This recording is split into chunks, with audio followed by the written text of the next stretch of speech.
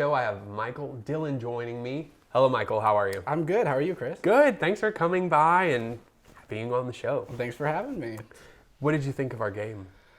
Well, going into it, very, very, very nervous, but actually, it wasn't as hard as I thought it was going to be. I know. I kind of build things up a little bit, make them a little seem like they're harder, and they're not. You did really good. You missed 2 questions, and you got the bonus, so that was good. Well, thanks for coming by. How are things going? They're great. Busy, but being busy in the music industry is not always the worst thing in the world. Right.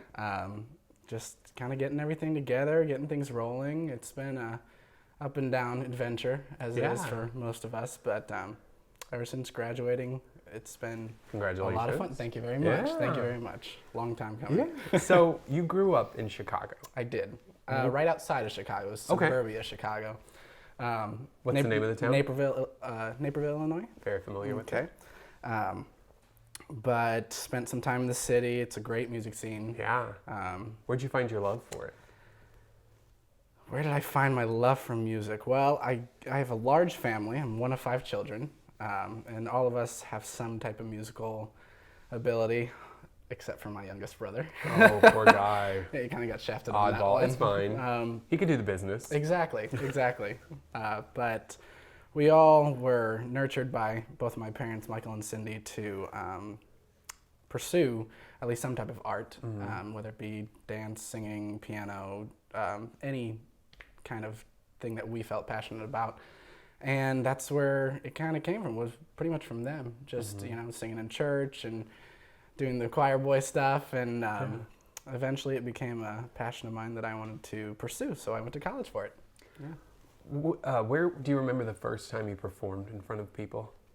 I don't remember the first time I performed in front of people, but I do remember, you know what? I do actually remember the first time that I was asked. It was right after the movie Titanic. Oh, okay. Good movie. My Heart Will Go On, Celine Dion. And I remember we go up to, we had like a little studio in our house. It was a dance studio, and my parents would always bring people up after and be like, oh, and they'd set a microphone and Dylan, sing My Heart Will Go On.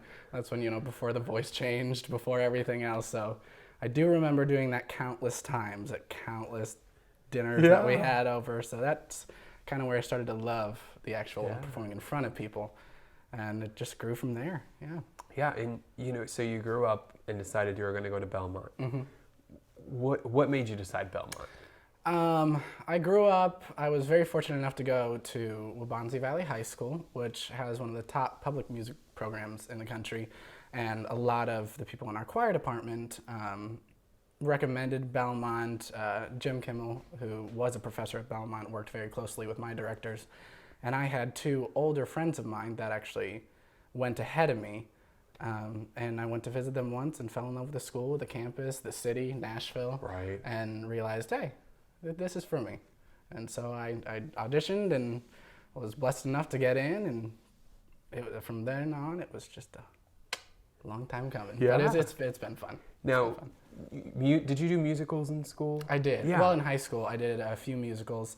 But I realized that my passion was more of writing my own music and singing my own music and kind of conveying any message that I want to come across instead of playing a character or playing, and more power to them, because that is a whole different feat. I mean, that's a hard thing to do. But at the end of the day, I thoroughly enjoyed singing my own music, so that's kind of where I pushed myself into.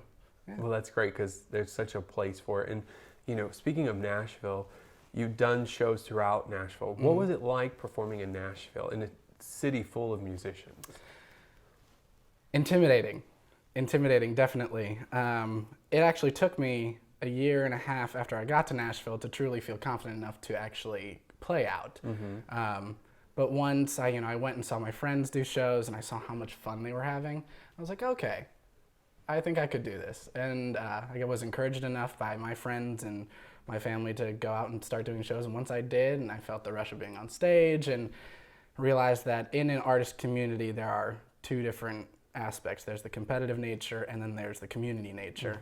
And I realized that Nashville is more of a community than a competitive nature. I mean, granted, there is still a competitive, it's still a competitive industry, But at the end of the day, everyone is supportive of everyone. If you want to co-write with someone, if you want to play on someone else's CD, it's always back and forth, and it's just, it's a cool community to be a part of.